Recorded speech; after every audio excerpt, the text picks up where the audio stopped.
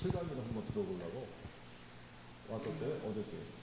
근데 오전에 저기 어제 날짜가 안 맞아가지고 그것만 보고 왔습니다.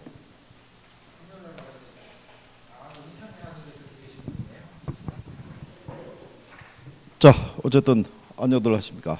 예, 오늘은 지난번에 그 도시 공간 구조론 여기 하실 차례인가요? 네. 여기 정리하고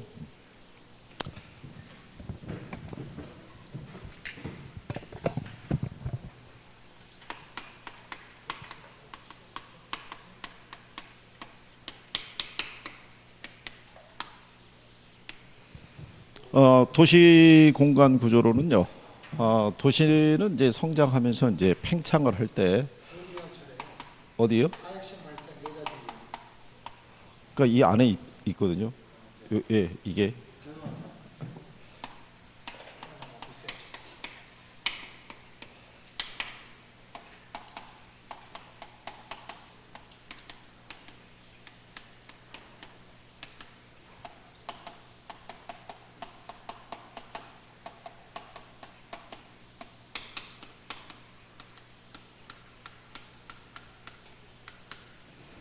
그래서 도시공간 구조론은 여러분 시험상에서 인용을 한 거는 이렇게 세 가지예요. 세 가지. 버제스의 동심원 이론, 호이트의 선형 이론, 해리스하고 울만의 다핵심 이론에서 세 가지가 언급이 됐는데, 그러니까 도시는 이제 시간이 경과할 때 이제 팽창을 할 때 얘는 동심원 모양을 띠고 도시가 팽창하고요. 이 선자가 이제 부채 선자인데, 그러니까 부채꼴 모양이라는 것은 교통축을 중심으로 해서 도시가 팽창한다는 거고요. 얘는 다핵심이니까 도시의 팽창은요 복수의 핵을 중심으로 이루어진다라고 이제 설명을 하는 거죠. 그래서 이 버제스에 대한 동심원 이론은요, 요거는 튀넨의 고립국 이론에 기초해서 도시공간 구조에 적용한 이론이라고 보시면 되죠. 그래서 거기 동심원 이론에 의해 보게 되면요, 디귿에 이렇게 돼 있죠. 동심원 이론은 튀넨의 농촌 토지 이용 구조를 도시 토종 이용 구조에 적용시킨 것이다 라고 이제 얘기를 하는 거죠. 그래서 이제 거주지의 분화 과정을 친밀과 이제 계승의 과정으로 보고요. 도시가 성장함에 따라 동심원상으로 공간 구조가 확대돼서 나간다고 봤다. 이렇게 해놓은 거죠. 그러니까 여기 이제 만약에 도시의 중심이 있다라고 가정하게 되면요. 중심 다음에는 점이지대가, 다음에는 저소득층, 다음에는 고소득층, 그 다음에는 이제 통근자 지대, 이런 식으로 일정한 원을 그리면서 도시가 팽창한다라고 주장한 거죠. 그러니까 여기 있는 점이지대라는 건요, 내측은 뭐가 있냐면 경공업지구라고 그래가지고 공장들이 위치하고 있고요. 외측은 불량 주거지가 조성이 돼 있다라고 보시면 되죠. 그래서 해외 이주 노동자들이 일자리를 얻기 위해서 직장 근처에 불량 주거지를 조성해서 거주하고 있다가 소득이 이제 조금 높아지게 되면은 조금 더 주거 환경이 좋은 쪽으로 거주지가 이렇게 분화돼서 나간다는 거죠. 그래서 저소득층의 주거지가 조성이 되고, 여기서 또 일정한 기간이 경과해서 소득이 증가하게 되면 다시 또 거주지가 분화가 돼서 고소득층의 주거지구가 조성이 된다라고 얘기해 주는 거예요. 그리고 마지막에 있는 통근자 지대는요, 1930년대 미국의 중산층들은 대부분 주거를 도시 외곽에 뒀다라고 보시면 돼요. 도시 중심에 가까운 것은 주거 환경이 조금 안 좋죠. 그렇죠? 그러니까 이쪽에 통근자 지대라고 그래가지고 부인이 여기서 아이들 주변에 학교 보내고 아이들을 갖다 교육을 시키고 남편만 도시 중심으로 통근을 하는 이런 지대가 형성이 돼 있다. 이렇게 보시면 되겠고요. 그래서 도시 중심에서 외곽으로 나가면 나갈수록 무슨 문제가 줄어든다고 그랬어요? 도시 문제가 줄어든다. 즉 범죄라든가 빈곤 또는 질병, 이런 등의 문제가 이제 점점점 줄어든다라고 보시면 되겠고, 시험상에서는 요거 위치도 출제를 한 선례가 있어요. 점이지대의 위치 있죠. 중심 업무지구하고 저소득층 주거지구 사이에 위치한다는 거. 그 다음에 동심원 이론상에서는 저소득층의 주거지구가 고소득층의 주거지구보다는 도심 가깝게 위치하고 있다는 거. 그래서 이제 직장과의 거리가 중요하겠죠. 그래서 이제 그런 내용들을 기초하시면 되겠고요. 그런데 요 동심원 이론은요, 이론으로는 완벽하진 않아요. 요거는 미국의 시카고시 하나만을 대상으로 했기 때문에 모든 도시가 시카고시 같은 공간 구조로 이게 팽창하지는 않는다는 얘기죠. 그래서 이론적인 한계가 있는데 중요한 건 뭐냐면 최초라는 거예요. 최초. 그러니까 학문적인 부분에서는 가장 우리가 높게 평가해 주는 거는 얘가 있어서 얘를 수정 보완하고 등장한 게 선형 이론이고요. 이 두 개를 결합한 게 다핵심 이론이에요. 그러니까 얘가 있었기 때문에 두 개의 이론도 만들어졌다고 보시면 되겠고, 그 호이트의 선형 이론은요, 도시의 중심으로부터 도시는 이렇게 원을 그리면서 팽창을 할 수 있는데 버제스의 동심원 이론처럼 동일한 크기와 방향으로 팽창하는 건 아니고요. 도시의 중심을 기준으로 해가지고 뭐가 조성이 된다고 봤냐면 이렇게 교통축이 형성이 된다라고 본 거예요. 도로가. 그러면 이 도로를 따라서 도시는 팽창하게 돼 있다. 그러면 이렇게 도로가 열리게 되면요, 요 도로가에 만약에 주택이 들어서게 되면은 얘는 도심까지에 대한 접근성이 좋겠죠. 그러면 여기에 들어서는 주택은 대부분 고급 주택들이에요. 그러면 이런 고급 주택에 들어가서 거주하려고 그러면 당연히 무슨 능력이 뛰어나야겠어요? 주택 가격 지불 능력이 뛰어나야 돼요. 그렇죠? 그래서 호이트는 도시가 팽창을 할 때는요, 교통의 발달도 중요한 역할을 하지만 소득의 증가한 것도 역시 또 중요한 요소가 된다라고 얘기해 준 거예요. 그래서 여러분 시험상에서는 도시가 팽창할 때는 교통의 발달에 기인하는 것이지 소득의 증가하고는 관계가 없다 그러면 틀리는 거예요. 그래서 호이트의 선형 이론상에서는 그거를 여러분 시험상에서 2번 인용을 해준 거예요. 그러니까 그거까지. 자, 그래서 여기 보시게 되면은요, 고급 주택지구는 도심까지의 접근성이 양호한 지역의 주거를 정하는 거예요. 그러니까 상대적으로 저소득층의 주거지구는요, 동심원상에서는 저소득층의 주거지구가 도심 가깝게 있었는데 호이트의 선형 이론이 만들어질 때쯤이면은 도심의 주거 환경이 정비가 돼서 도심 주변의 저소득층의 주거지구는 도시 외곽으로 나가는 거예요. 공장지구랑 더불어서. 그래서 고소득층의 주거지구하고 저층의 주거지구에 대한 주거분리 현상이 이제 발생하기도 한다. 그러니까 상대적으로 도심까지의 접근성이 양호한 곳에서는 고급 주택지구가 조성이 돼 있다. 이렇게 이제 구별하시면 되겠고, 여기는 포인트가 이거예요. 다에게 만들어진 이유 있죠. 예, 도시의 팽창이라는 것은 복수의 핵을 중심으로 이루어진다라고 얘기를 해요. 그렇죠? 예. 그래서 이 다핵이 발생하는 이유가 거기 보시면은 56페이지에 중간에 핵의 성립 요인이라고 이렇게 나와 있어요. 그죠? 근데 이게 작년에 여러분 시험에 출제한 거죠. 예. 출제해서 이 사람을 명시했잖아요. 헤레스하고 울만이 주장한 이론이라고. 그래서 무슨 이론? 다핵심 이론이라고 얘기한 거죠. 자, 그래서 거기 보시면은 특정 입지와 시설을 필요로 하는 특정 산업이 있죠. 그래서 예를 들어서 산업단지라든가 유통단지 뭐 이런 것들이 새롭게 조성이 되면 생산해서 수송하기 편리한 곳 있죠. 예, 거기를 중심으로 하나의 중심지가 형성이 될 수 있다는 얘기고요. 한 장소에 입지하려고 하는 유사 업종 간의 집중 지향성이라는 거죠. 그래서 이거를 가지고 우리가 지난번에 대학과 같은 이건 타운이 조성이 될 수 있다라고도 설명을 했고요.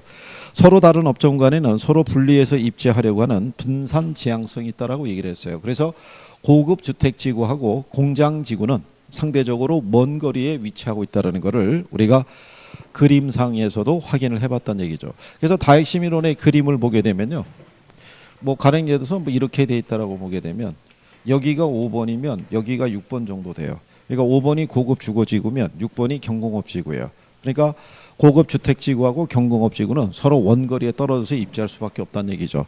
서로의 기능에 아무런 도움을 못 준다는 얘기죠. 그래서 우리나라 같으면은 우리나라의 전통적인 부촌이 서울 같으면은 다 종로구에 있었어요. 옛날에 보면 가회동이라든가 거기 뭐 평창동이나 다 이렇게 부촌이 있었으면 구로공단은 그 당시에 서울 도심으로부터는 상당히 원거리에 입지를 시켰다고 보시면 돼요. 그러니까 이런 식으로 분산할 수도 있고요.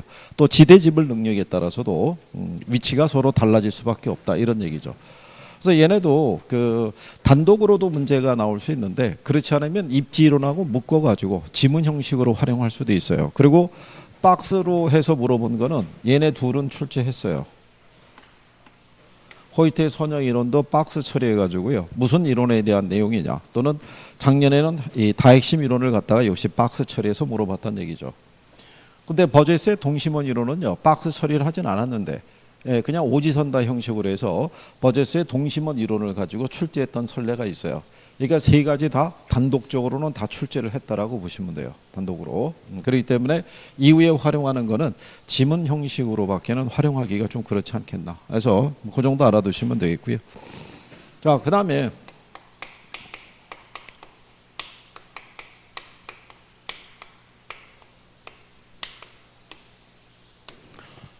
정책론을 정리하시는데, 이 정책론의 시험 목차가 몇 가지 있는지는 알고 계시죠? 여기 정책론의 시험 목차, 이 네 개 있어요, 네 개.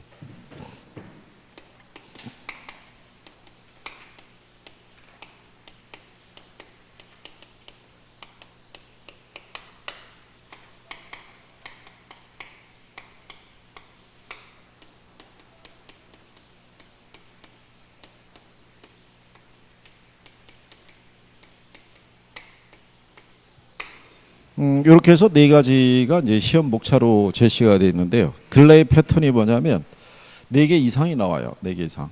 그러니까 5개에서 한 6개까지도 언급이 돼요. 이 자체가.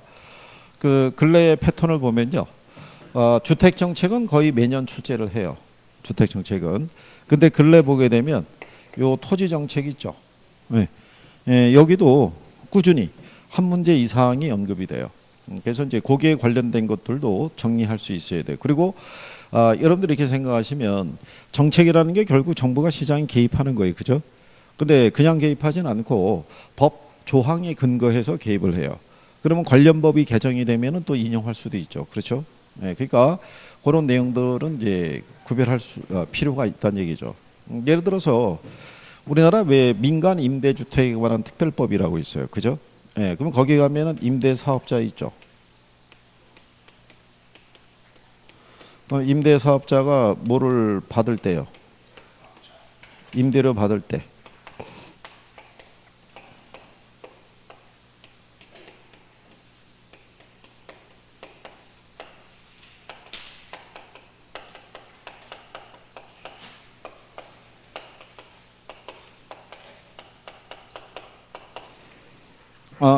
임대사업자가 임대료 받을 때 현금, 신용카드, 선불카드, 직불카드, 그죠? 오는 걸로 받아요. 네?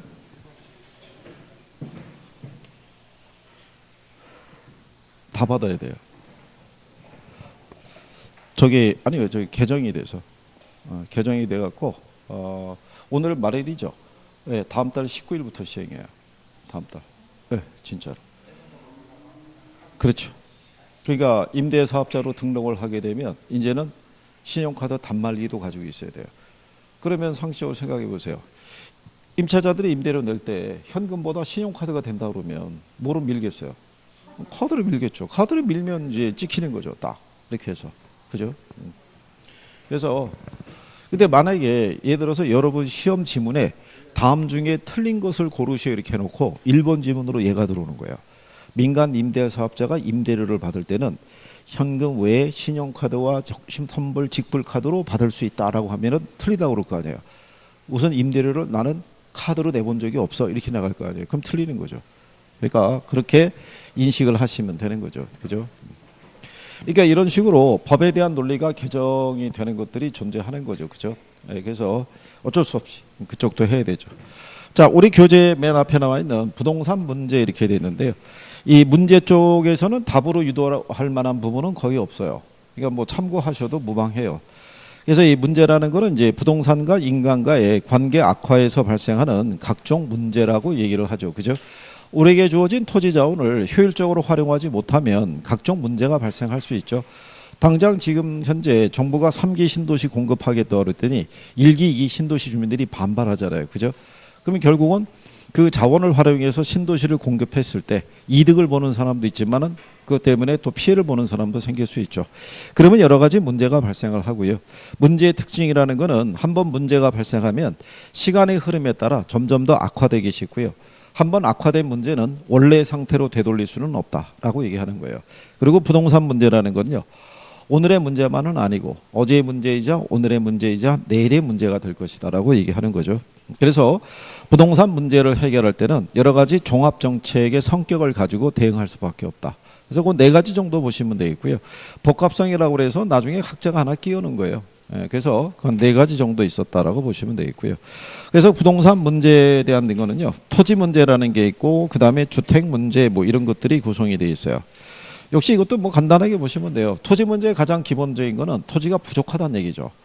토지가 부족해지면 뭐가 상승할 수 있겠어요? 땅값이 상승할 수 있겠죠. 땅값이 상승했을 때 나타나는 여러 가지 문제가 있다라고 얘기하죠. 그래서 거기 보면 지가구 문제에서는요, 사회적 측면에서는 주택 문제가 악화될 수 있고요. 투기에 대한 조짐 뭐 이런 것들도 나타날 수가 있죠. 그죠? 그래서 일반적으로 이런 지가 상승에 따른 문제를 이제 해소하기 위해서 우리가 토지를 미리 사서 비축할 수도 있어요, 없어요? 그럴 수도 있는 거예요. 우리가 토지은행 제도를 통해서 토지를 미리 사서 비축하는 것은요, 토지 보상비의 부담을 줄이기 위한 방편일 수도 있는 거죠. 그렇죠? 지금은 잘 뭐 인식이 안 되실지 모르겠는데, 예전에 서울의 광화문 로타리 가면요, 여기 국제극장이라는 게 있었고요. 길 건너편에 동아일보 있고 뭐 이랬었어요. 근데 여기서부터 종로로 들어가는 이 도로가 협소해가지고, 그래서 이 교통체증이 굉장히 심각했어요. 그래가지고 이 도로를 넓혔어요. 여기를. 그래서 차선을 양쪽으로 하나씩 넓혔나? 그러니까 오래된 얘기예요. 이때 아마 사업비가 만약에 한 20억 들어갔잖아요. 도로 이거 넓힐 때. 그중에 이 도로 넓히는 공사비는 한 2억 들어갔고요. 나머지 18억이 토지보상비였어요. 그러니까 어떤 공공사업을 추진할 때는 뭐가 막대하게 지출이 되냐면 토지보상비의 부담이 상당히 큰 거예요. 그죠? 여기도 지금 이쪽에 유성에서부터 이쪽 이렇게 쭉 들어오는데 주요 도로는 이렇게 많이 정체가 많이 되더라고요. 금요일날 퇴근 시간을 맞물려 갖고. 그럼 상습 정체 구간이면은 대전시에는 도로를 하나 넓히는 거는 생각해 볼 수 있겠죠. 근데 지금 현재 주변에 들어서 있는 건물 생각해 보세요. 도로를 차선 하나를 넓히려고 그러면은 그 건물을 다 매입을 해서 철거해야 되는데 그게 막대한 비용이 소요가 되기 때문에 쉽게 조절할 수가 없다는 얘기죠. 그러면 국민들에 대한 삶의 질이 떨어지죠. 퇴근해가지고 집에 갈 때까지가 시간이 무지하게 많이 걸리잖아요. 그죠? 그래서 뭐 이런 등에 대한 문제가 야기될 수 있다라고 이렇게 보시면 될 거예요. 그래서 그 다음에 이제 뒤에 가면은 주택 문제라는 건요, 양적인 문제도 있고 질적인 문제도 있다. 그러니까 양적인 문제라는 건 주택의 절대량이 부족해서 나타나는 거예요. 그래서 대부분의 국가에서는 주택 문제 해결했을 때 제일 먼저 양적으로 공급을 늘리는 데 주안점을 둬요. 그게 이제 어느 정도 해소가 되면은 질적인 문제가 다시 이제 부딪혀 온다는 얘기죠. 그러니까 질적인 문제는 과거에 비해서 소득은 늘어났어요. 그죠? 근데 소득이 늘어난 만큼 주택 서비스도 거기에 걸맞게 소비할 수 있냐면 절대 그렇지는 못하다는 얘기죠. 20년 전에 비해서 현재 대졸 신입사원들의 연봉은 많이 높아졌어요. 근데 현재 받는 연봉을 가지고도 주택을 구입하는 거는 쉽다 어렵다. 더 어려워졌다고 보시면 되겠죠. 그래서 그런 문제들이 주택 문제다라고 생각하시면 될 거예요. 그래서 그런 내용 정도 정리하시면 되겠고. 그리고 이제 부동산 문제 관련 지표라고 이렇게 쭉 나와 있는데요. 이게 로렌스 곡선하고 지니 개수라든가 10분위 분배율이라는 건요, 이게 부동산 문제 관련 지표가 아니라 소득 분배에 관한 지표예요. 소득 분배, 부동산 문제가 아니라. 우리가 지난번에 왜 로렌스 커브 그래서 설명했었죠. 그죠? 그러니까 이게 소득 분배에 관한 부분이에요. 그러니까 전 계층에 골고루, 그죠? 소득이 공평하게 배분되고 있느냐를 측정하는 게 거기에 관련된 부분이니까 뭐 참고하셔도 되고요. 그래서 자, 대신에 이제 정책 쪽에서는요, 옆에 59페이지 가시면 정부의 시장 개입 필요성이라고 해놨어요. 그러니까 여기가 이제 이거 해당하는 거예요. 정책의 의미 기능. 여기에 해당이 돼서 거기 보시면은 정부가 이제 뭘 한다는 얘기예요. 시장에 개입을 할 때 왜 시장에 개입을 하느냐? 그럼 거기에 보면은 기능이 나와 있잖아요. 그죠? 그 기능이 이런 얘기죠. 기능이라는 게 역할이에요, 역할. 그죠? 그러면 정부는 정치적인 어떤 역할과요, 경제적인 측면에서의 역할을 수행하기 위해서 기능이라고 바꿔드리죠. 시장에 개입하는데요. 정치적인 측면에서는 사회적인 목표를 달성하기 위해서 들어오는데 이 사회적인 목표라는 거는 형평성일 수도 있고 뭐 효율성일 수도 있고 그래요. 그죠? 그래서 이 사회적인 목표적인 측면에서 보면요. 소득 재분배라든가 아니면 저소득층에 대한 주거 수준을 개선해 주기 위해서 이렇게 들어올 때 특히 이 소득 재분배를 유도하기 위해서 정부는 뭐를 부과할 수 있어요? 그 다음에 공공임대주택 있죠. 네. 그래서 여기서 이 공공임대주택은요. 저소득층에 대한 주거 수준 개선에도 일정한 역할을 한다라고 보시면 돼요. 그래서 여러분 시험에도 인용을 한 거예요. 공공임대주택의 공급은 소득 재분배 효과를 가져올 수 있다. 이렇게도 출제를 했던 선례가 있어요. 그렇죠? 네. 그래서 뭐 이런 걸 하기 위해서 이제 정부가 시장에 개입할 수도 있고요. 경제적인 거는 뭐를 수정하기 위해서요. 네, 시장의 실패를 수정하기 위해서 들어와요. 자, 시장기구라는 건요. 다른 말로 얘기하면 가격기구예요. 완전 경쟁시장에서는 자, 시장에서 주어진 균형 가격을 매개로 생산과 소비를 유도하게 돼 있어요. 그래서 항상 무슨 상태를 유지하냐면 균형 상태를 유지해요. 완전 경쟁시장에서는 초과 공급이 발생하면 가격이 하락하죠. 그래서 이제 조정을 유도를 하고요. 초과 수요가 발생하면 가격이 어떻게 해야 돼요? 상승하면서 이제 다시 또 조정 과정을 거쳐서 균형 상태를 유지하게 되는데 시장이 실패가 발생했다는 얘기는 초과 수요나 초과 공급이 발생했을 때 그걸 조절을 못한다는 얘기예요. 그죠? 네, 그래서 자원 배분이 왜곡되는 그런 문제가 나타날 수 있다. 그래서 이제 그거를 수정하기 위해서 정부가 시장에 개입한다. 뭐 이렇게 여러분들이 보시면 되겠고요. 뒤에 넘어갔을 때 시장 실패에 의하고 이제 원인 이렇게 나와 있을 때요. 거기에 참고란에 있는 형평성에 관한 것 있죠. 예, 그거는 뭐 참고하셔도 돼요. 거기 수평적하고 수직적 형평성이 있죠. 예, 이거 아마 세법에서 배울 거예요, 그죠? 과세할 때 우리가 수직적 형평성에 따라 우리가 이 세금 부과하게 되면 차등 과세하잖아요, 그죠? 돈 많이 번 사람은 세금 많이 내고 적게 번 사람은 세금 적게 내는 거. 그게 수직적 형평성에 관한 부분이죠. 그렇죠? 그리고 세대 간의 형평성이라는 건 뭐냐면요. 우리가 현재 사용하고 있는 토지라는 자원은 우리가 주인이 되기보다는 우리 후손들 거죠. 그렇죠? 그러니까 이 토지라는 자원을 활용할 때는 현 세대의 욕구를 충족을 시켜주면서도 후손에 대한 배려도 깃들여 있어야 된다라고 얘기하는 거예요. 그래서 그게 세대 간의 형평성을 얘기하는 거죠. 그 다음에 이제 지역 간에 대한 형평성이라고 얘기할 때는요. 요거는 이제 여러분들이 공공재하고도 관련이 있어요. 그게 무슨 얘기냐면 우리가 이 국가 공공재라는 게 있고요. 지방 공공재라는 게 있어요. 그러면 지방을 가게 되면 인프라가 잘 구축된 도시가 있고요. 상대적으로 낙후된 도시가 있어요, 없어요? 예, 그러면은 인구의 이동이 발생해요. 주변 도시가 훨씬 살기 좋게끔 잘 갖춰져 있으면 주변 인구는 그걸로 흡인될 수밖에 없어요. 그렇죠? 그러니까 지방자치단체도 그래서 나름대로의 인프라를 구축해 가지고 자기 안에 있는 인구 예를 들어서 시민들이 외부로 빠져나가지 않게끔 유도를 하는 거죠. 그래서 아마 언젠가는 여러분 시험에는 지방공공재에 대한 부분도 언급할 수도 있을 거예요. 그게 그러니까 예를 생각해 보세요. 여러분들이 왜 입지론에서 그 중심지하고 배후지 배우셨죠? 어? 중심지하고 배후지. 중심지라는 게 뭐예요? 중심지라는 게.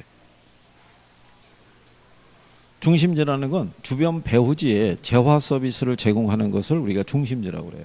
배후지는 중심지로부터 재화 서비스를 제공받는 것을 우리가 배후지 이렇게 얘기를 해요. 그럼 여러분들이 보시면 지난번에 이렇게 해드렸잖아요.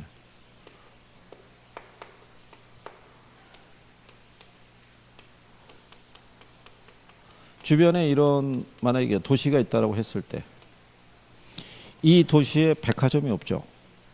그 서비스는 어디서 제공받아요? 여기서 제공받는 거죠. 여기서. 여기는 KTX, SRT 다 다니죠. 그렇잖아요. 대학이라든가 이런 모든 서비스가 여기 집약이 많이 돼 있잖아요. 그죠? 그러면은 여기 사는 사람 입장에서 보면은 거주하기는 여기가 훨씬 더 편리할 수 있어요, 없어요? 편리할 수 있죠. 굳이 이동하지 않아도 되니까. 그렇지 않겠어요? 도로의 구축이라든가 교통체계라든가 여러 가지에 대한 행정 서비스가 잘 갖춰져 있다. 그렇잖아요. 그러니까 거기에 따라서도 인구 이동은 발생할 수 있어요. 그래서 그런 부분에 대한 형평성이라는 것도 역시 존재한다라고 보시면 되죠. 그래서 이제 요거는 그냥 참고하셔도 돼요. 그 형평성에 관한 거는 여러분들에게 그거 가지고 뭐 유도하거나 그러진 않으니까요. 자, 그러면 이제 거기 보시면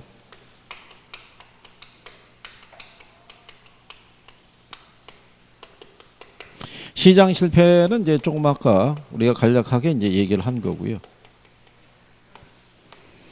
그래서 시장 실패라는 것은 자원 배분을 기능을 담당한 시장 기구가 효율적인 자원 배분을 달성하지 못할 때 나타나는 것을 우리가 시장 실패라고 얘기를 해요. 그죠? 자, 그랬을 때 여기서 우리가 이제 정리해야 될 것은요. 시장 실패의 원인이죠. 거기를 별표를 하나 하시면 되는데 이 원인도 지금은 이제 이렇게 가는 거예요.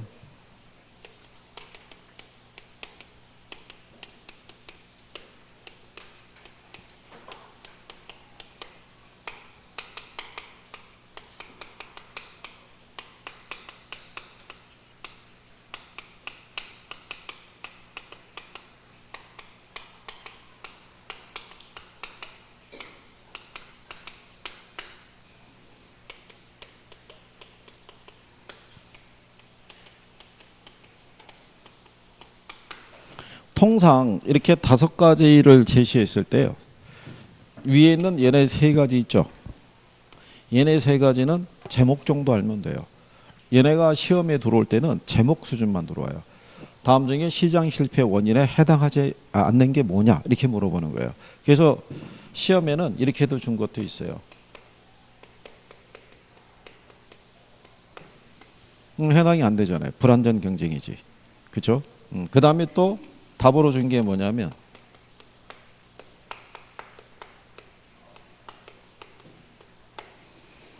소비의 경합성 그러면 틀리다는 얘기죠.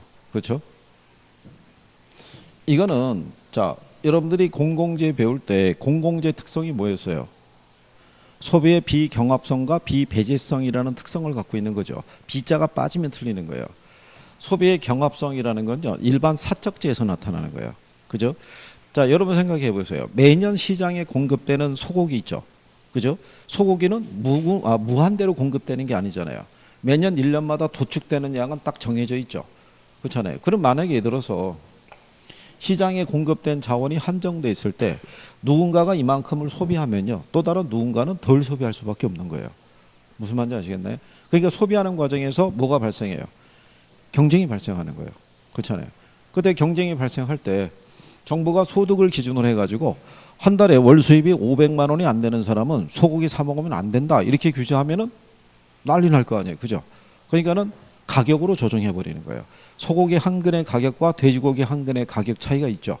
그렇잖아요. 그럼 가격 차이를 두게 되면 소득 수준에 따라서 알아서 소비가 나눠지는 거죠. 그래서 이제 자원을 배분하도록 유도를 해주는 거죠. 그러니까 이런 식으로 틀리게 주는 거예요. 그러니까 얘네는 뭐밖에는 안 나오는 거예요. 제목적인 수준밖에는 인용을 안 해주는 거예요. 그러니까 여기서 답으로 유도하기는 쉽진 않아요. 그런데 여기까지는 여러분 시험에 써요. 뭐 정보의 비대칭성. 정보의 비대칭성이라는 게 무슨 의미겠어요?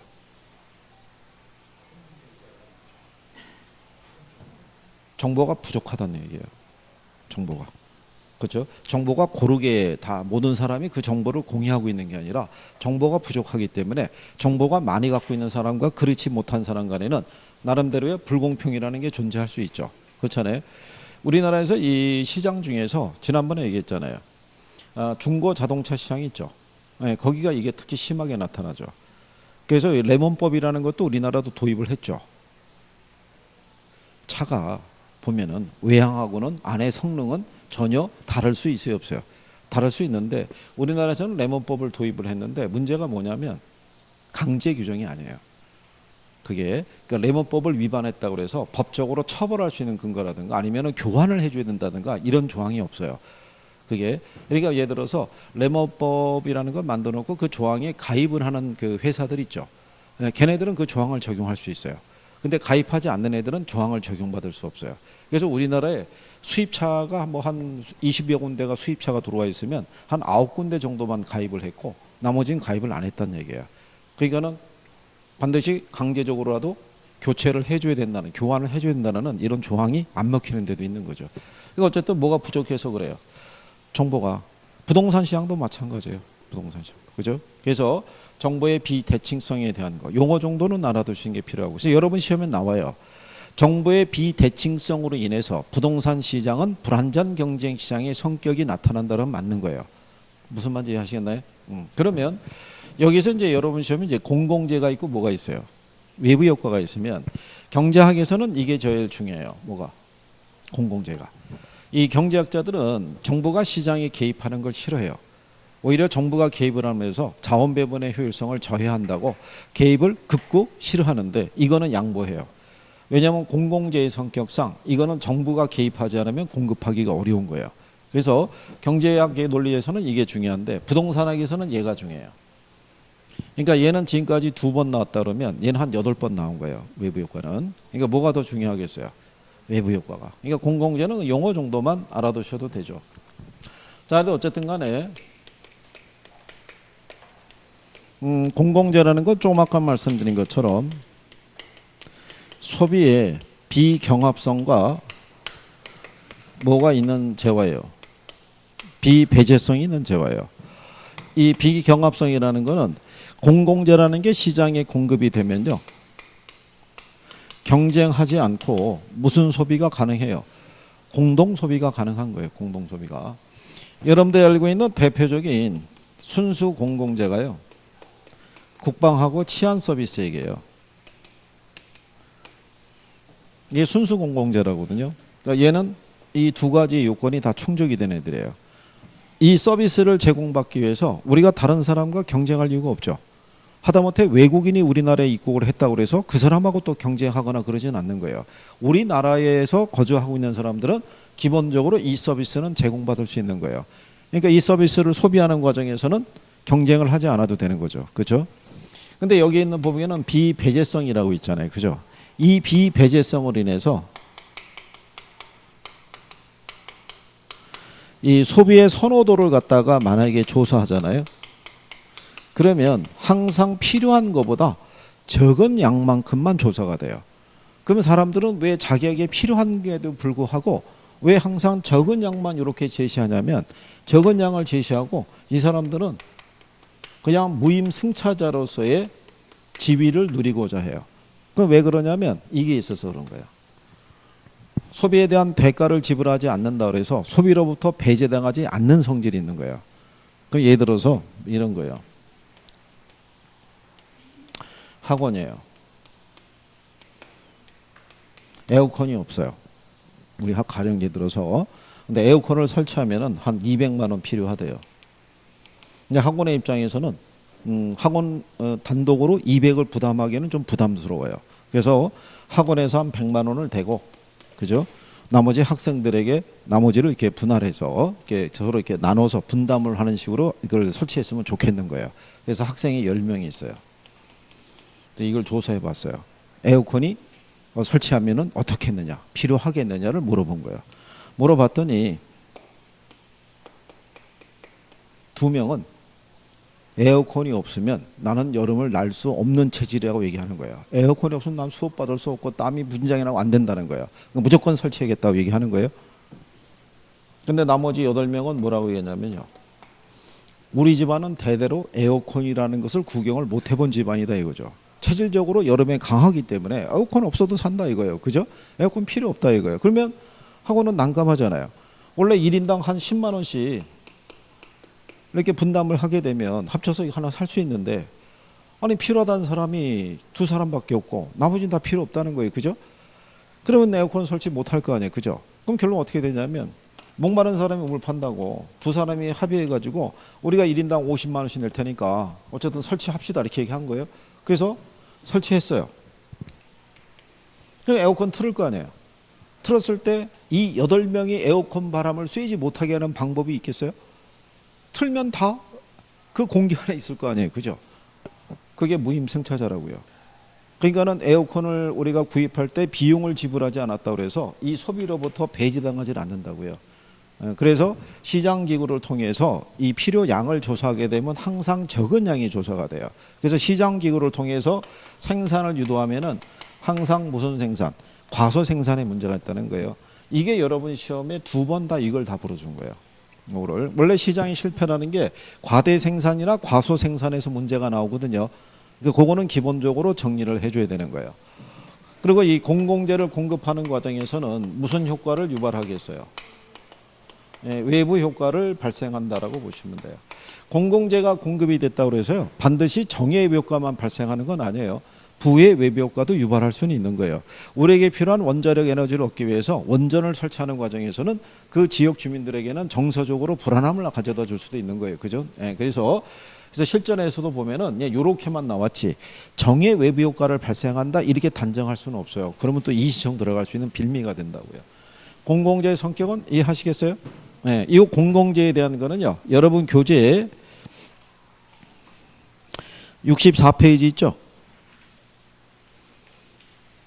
거기 하면은 공공재라고 있어서 비배제성과 비경합성 이렇게 또 나와 있고요. 63페이지 하단에 가면 공공재라고 또 나와 있어요. 63페이지 하단에 가면. 그 다음에 이제 우리는 61페이지로 가보시게 되면 외부 효과라고 해놨죠. 예, 거기는 별표 하나 하시는 거예요. 외부 효과는. 지금 원래 5, 6월 달 정도가 되면 지금 우리가 요약집을 하고 있잖아요. 그죠? 그러면 기본적인 논리는 어느 정도는 정리가 됐다라는 가정 하에서 이게 진행을 해줘야 돼요. 근데 이게 또 이론할 때하고 뭐가 틀리냐면요. 문제 풀 때하고 틀려요. 문제 풀 때하고. 문제 풀면 지금 우리 정책하고 있죠. 예, 경제는 다 까먹고 있어요. 그래갖고 다른 쪽에서 오후 수업할 때 오전 수업 끝나고 오후 수업 별도로 하는데 경제편을 넘어가기가 참 힘이 들어요. 경제편을. 그냥 계속 못 들은 채 하거나 틀리거나 뭐 계속 그러고 버팅기고 있으니까 참 그렇다는 얘기죠. 근데 지금 몇 월이에요? 오늘로 딱 150일 남았어요. 150일. 시험까지 150일. 그죠? 그랬더니 많은 분들의 표정이 편안한 표정이 되더군요. 150일씩이나 있다고? 아직도? 근데 그게 날짜로 했을 때가 그렇죠. 이제 내일이면 6월이잖아요. 그럼 이제 여러분들은 이렇게만 남은 거예요. 이렇게. 6월, 그렇잖아요. 6월달 들어가면. 7, 8, 90 이거잖아요. 어? 금방이라니까요. 제가 분명히 얘기했잖아요. 시간 빨리 간다고. 금방 종강한다는 소리 한다니까요. 그래도 여유가 있잖아요. 지금. 지금 여기 보면 여유가 있잖아요. 참 큰일한 얘기죠 이거.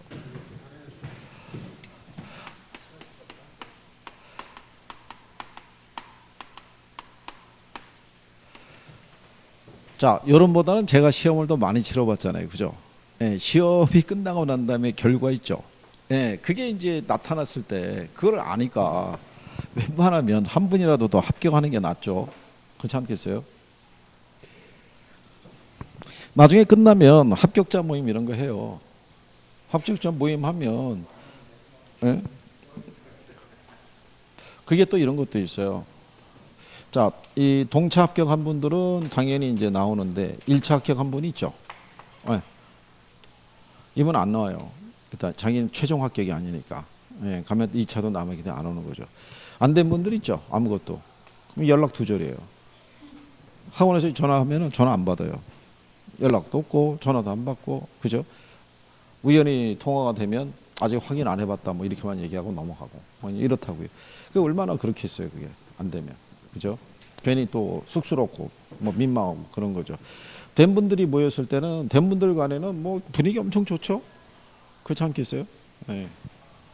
그래서 매년 학원들이 11월 달 하순 정도 되면 합격자 모임들을 다 해요. 그래서 이제 저희들 같은 경우도 이제 요일이 맞으면 뭐 참석을 잠깐 하거나 안 그러면은 뭐 거의 참석을 못 하는데 어쨌든 간에 되는 게 좋잖아요. 되는 게. 얘는 웬만하면 6점 맞을 수 있다고요. 얘는. 얘는 6점 안 맞으면 성격이 이상한 거예요. 이거. 6점 맞을 수 있다니까 이거. 민법은 지금 뭐 잘 돼가고 있는 거죠. 민법은. 민법은 지금 날아다니는 수준 아닌가요?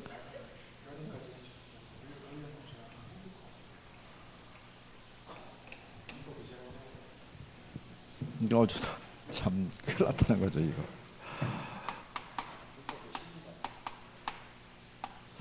밸런스는 조금 맞춰주세요. 밸런스는. 예? 그렇다고 특정한 과목에서 많이 맞아서 일로 꽂아야지 이 전략으로 가면 위험해요. 매년 시험의 기준은 조금씩 틀리다고요. 예를 들어서 이번 시험에는 한 70점 나왔던 과목이 그 다음에는 60점대 초반으로 끝날 수도 있는 거예요. 그럼 계산이 안 맞잖아요. 여기서 한 몇 개 꺼주려고 그랬는데 꺼줄 게 없잖아요.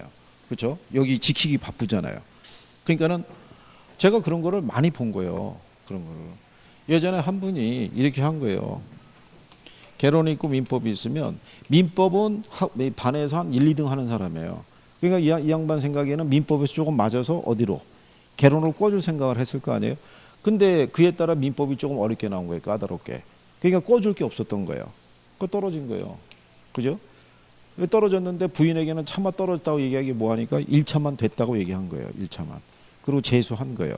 재수했는데 그 다음에 역시 이맘때쯤 오니까 불안한 거죠.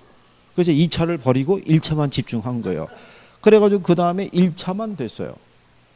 근데 1차만 됐는데 부인에게 됐다는 말을 못하는 거죠. 왜? 2차를 봤는데 어떻게 1차가 됐다고 얘기를 하겠어요. 그죠? 그래가지고 역시 이번에 2차를 봤는데 떨어졌다 그래가지고 그 다음에 다시 시험을 또 들어간 거예요. 그러니까 결론적으로는 1차를 합격했어도 축하했다는 말 한마디 못 듣고 공부해가지고 그 다음에 2차 봐가지고 돼갖고 그래서 한 3년 만에 그 양반이 탈출했어요. 3년 만에. 그죠? 그러니까 많이 봐서 그런 거예요. 그러니까 그런 거 생각하셔가지고 조금만 집중을 잘 해주세요. 조금만 집중을. 그죠? 네. 자, 외부 효과의 의의도 출제를 해요. 외부 효과는 어떤 경제 주체 경제 활동의 결과가 어디를 통하지 않고 시장 기구를 통하지 않고, 그죠? 시장을 통한다는 얘기는 시장 가격에 반영을 한다는 얘기예요. 그러니까 시장 기구를 통하지 않고 또 다른 이 제3자의 경제적 후생에 영향을 미치는 것을 우리가 무슨 효과라고 그런다? 외부 효과라고 얘기를 해요. 외부 효과. 시장 안에서 우리가 이 영향을 준다는 얘기는 가격에 반영이 된다는 얘기예요. 그러면 생산하든 소비하든 간에 그 가격을 기초로 생산 소비를 하기 때문에 그는 외부 효과의 문제라고 할 수가 없다고요. 그죠? 네, 그래서 시장 기구를 통하지 않고 시장 외부에서 발생하는 거예요. 그래서 우리가 외부 효과라고 얘기를 해요. 의의도 알아두셔야 되고요. 그 다음에 이제 두 번째로 정의 외부 효과라고 있는데 정의 외부 효과는 여러분 시험 볼 때 외부 경제라고 나올 수도 있어요. 같은 표현이에요. 정의 외부 효과, 외부 경제. 네.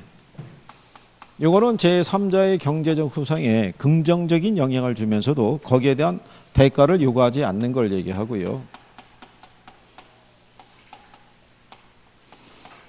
경제적인 현상을 보게 되면요. 정의 효과는 사회가 부담하는 비용이 있죠. 예, 사회가 부담하는 비용을 증가시켜요, 감소시켜요. 얘는 우리가 그때 이렇게 했잖아요. 사적 비용이 있고 무슨 비용이 있을 때, 사회적 비용이 있을 때 무슨 비용이 커요? 이 비용이 크다고요. 자, 여기 있는 사회적 비용이라는 건요. 사적 비용하고요. 외부 비용으로 구성이 되어 있는데 정의 외부 효과는 이걸 이렇게 빼준다고요. 마이너스 시킨다는 얘기죠. 그러니까 사회적 비용이 줄어드는 거예요. 지난번에 제가 뭐 얘기했냐면 왜 제주도에 월드컵 축구 경기장이 있다고 그랬죠. 이거 있어서 제주도에도 프로축구팀이 있어요. 그래서 주말마다 프로축구가 열린다고요. 그러면은 제주도민 중에서 이 축구 경기, 축구라고 그러면 사죽을 못 쓰는 사람들이 있죠. 그 사람들이 축구 경기를 관람하기 위해서 굳이 무트로 나갈 이유가 있어요, 없어요? 없죠. 근데 얘가 없을 때는 1년에 몇 번씩은 어디로 나가야 돼요? 무트로 나가야 될 거 아니에요. 그러면 왕복 교통비에다가 숙박비에다 따지면은 그것도 비용이 만만치 않을 거 아니에요. 그죠? 그것도 한 명이 아니라 여러 명일 텐데. 근데 이 월드컵 축구 경기장 부지를 이게 한 사람이 기부했다고요. 서귀포시에다가. 근데 만약에 이 월드컵 축구 경기장 부지가 만약에 100억이라고 생각하자고요. 그럼 이 사람이 100억을 들임으로써 해서, 그죠? 많은 사람들이 무슨 비용을? 교통비용이나 이런 비용 부담이 줄어들잖아요. 이 경기장이 존재하는 한. 그래서 정예비효과가 유발되면 무슨 비용을 감소시켜준다는 거예요. 사회가 부담하는 비용을 감소시켜주는 거예요. 그죠? 그럼 이제 이거를 이런 식의 사회가 부담하는 비용을 감소시켜주는 애들은 시장 기구를 통해서 생산을 유도하면 무슨 생산에 문제가 있다. 예, 과소 생산. 이건 이제 기본적으로 알아두시고 부동산 이 시장 쪽에서는요. 이렇게도 얘기해 주죠. 아파트 단지 인근에 뭐가 조성이 되면 생태 공원이 조성이 되면 아파트에 대한 수요 곡선이 있죠. 수요 곡선은 어느 쪽으로 이동하겠어요? 네. 우측으로 이동하겠죠. 네. 이거를 좌측으로 이동한다 그래서 한번 틀리게 준 적이 있어요. 근데 혹시 만약에 모의고사나 이런 걸 봤을 때 지난번에 수업 시간에 알려드린 거예요. 정의 예비 효과는 수요 곡선을 상향 이동시키고요. 부의 외부 효과는 공급 곡선을 상향 이동시킨다라고 이렇게 표현이 되어 있을 때요. 수요 곡선, 정의 예비 효과는 수요 곡선을 상향 이동시키면요. 부동산 가격이 어떻게 되겠어요? 부의 예비 효과에서 공급 곡선을 상향 이동시키면 부동산 가격이 어떻게 돼요?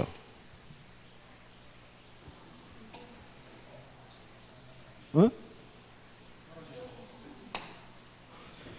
우리가 그때 알려드린 거는 얘가 방향이 상이죠. 그럼 다 상승이라고요. 에? 똑같다 그랬잖아요. 에? 그때 이렇게 해드린 거예요. 이렇게 수요곡선이 있죠. 수요곡선이 이렇게 우측으로 이동했죠. 우측으로 하면서 위로 올라갔잖아요. 그러니까 우상향 이동했다라고 그러죠. 이게 우측 이동한 거고 이거는 수요가 증가한 케이스라고요. 그죠? 그러면 이렇게 했을 때 공급 곡선이 있을 거 아니에요. 그죠? 그러면 공급 곡선이 이렇게 좌측으로 갔죠. 그럼 가면서 위로 올라갔잖아요. 어디로? 좌상향으로 이동한 거예요. 좌상향이라는 거는 좌측으로 이동했다는 얘기죠. 이거는 공급이 감소했다는 얘기라고요. 자, 경제에서 배웠지만 수요가 증가하고 공급이 감소하면 가격은 상승하잖아요. 그러니까 둘의 공통점은 가격을 상승시킨다는 거예요. 무슨 말인지 아시겠나요? 네, 그래서 이게 여러 번 얘기한 거예요. 이거 균형할 때도 알려드리고. 네? 자, 그래서 그 내용에 대한 거 기본적으로 알아두시면 되겠고요. 자, 그 다음에 부의 외효과라고 있죠. 부의 외효과는 다른 표현으로요. 외부 비경제 또는 외부 불경제 이렇게 나올 수도 있어요. 부의 외효과는. 요거는 제3자의 경제적 후생에 부정적인 영향을 주면서도 거기에 대한 대가를 지불하지 않는 것을 부의 외효과라고 그러고요. 경제적인 현상을 보시게 되면 부의 외부 효과는요. 사회가 부담하는 비용이 있죠. 네? 이거를 증가시키는 거예요. 그게 여러분 시험에 잘 쓰는 거예요. 심지어는 근래에 이렇게 해도 작년인가요? 이렇게 출제한 거예요. 박스를 주고 올바른 거를 고르시오 이렇게 준 거예요. 네, 그래 놓고 니은 지문이 부의 예비 효과는 사회가 부담하는 비용이 있죠. 이거를 감소시킨다 이렇게 준 거예요. 그럼 틀릴 거 아니에요. 부의 예비 효과는 사회가 부담하는 비용을 증가시키겠죠. 네, 그 다음에 지문을 줬을 거 아니에요. 1번, 2번, 3번, 4번, 5번 이렇게 줬잖아요. 그러면 예를 들어서 1번을 빼고는 니은이 다 들어가 있던 거예요. 그죠? 그러면 그냥 몇 번이 답이겠어요? 1번을 답으로 이렇게 유도를 한 거예요. 그러니까 포인트 되는 걸 잘 기억해야 돼요. 그러니까 부의 효과는 이제 이런 부담을 안게 해준다는 거는요. 얘는 이 비용을 크게 가짐으로써 무슨 생산의 문제를 가지고 있어요?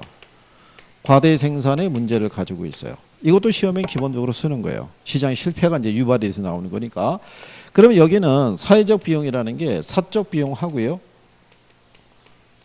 그 다음에 무슨 비용이 있냐면 외부 비용으로 이렇게 구성이 되어 있는데 여기는 이거를 이렇게 플러스 시켜준다고요. 외부 비용이라는 건 생산에 참여하지 않는 사람들이 부담하는 비용이에요. 그렇죠? 자, 그러면 예서 이런 거죠. 우리나라 국민들이 미세먼지로 인한 피해를 보고 있죠. 그렇잖아요. 근데 우리는 미세먼지를 생산하는 과정에 참여하지는 않았어요. 그렇잖아요. 그런데 미세먼지로 인해서 내가 마스크를 사보든 아니면 자녀들에게 마스크를 사줬던 어쨌든 간에 그 비용 지출이 발생하고요. 또는 호흡기 질환 등의 문제가 생겨가지고 병원에서 처방받아서 예를 들어서 치료를 한 경우도 있을 수 있을 거란 얘기예요. 그죠? 그거는 생산에 참여하지 않는 사람들이 부담을 하게 되는 거죠. 그거를 생산하는 업체 때문에.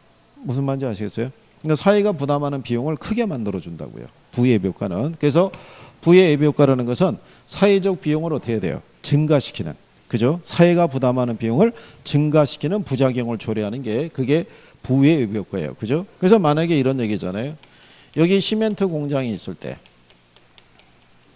시멘트를 생산하는 과정에서 각종 오염물질을 갖다가 배출하게 되면 이 공장에 대해서 정부가 규제를 할 수 있죠.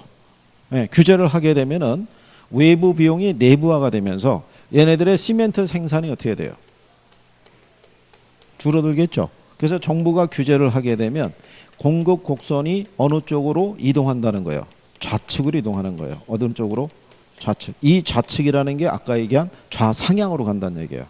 그래서 부의 외부효과를 생산하는 공장에 대한 규제가 시행이 되면 공급 곡선이 어느 쪽으로? 좌측으로 이동이 되면서 가격이 어떻게 되겠어요? 상승하게 되는 거예요. 무슨 말인지 아시겠나요? 네. 그래서 그렇네요. 경제적인 현상은 얘는 님비 현상, 쟤는 핀피 현상 이런 게 있다라고 얘기해 드린 거죠. 기억하시나요? 예, 그렇게. 예. 그다음에 이런 외부 효과에 대한 해결책 있죠. 예. 해결책에 대한 것을 보게 되면 일단 이제 정부가 이 외부 효과 문제를 해결할 때 특히 부의 외부 효과 문제 있죠. 예, 이거 해결하기 위해서 쓰는 대표적인 게 뭐예요? 어? 그게 지역지구제라고요. 규제를 한다라는 게 결국 토지용 규제를 한다. 그래서 대표적으로 쓰는 정책 수단이 뭐다? 지역지구제. 그죠? 예. 그 다음에 거기 보시면요. 그 재산권 부여라고 되어 있는데, 그건 이제 협상을 통해서, 그게 이제 미국의 경제학자인 코즈의 정리를 얘기를 해요. 그러니까 예를 들어서 뭐 이런 거예요.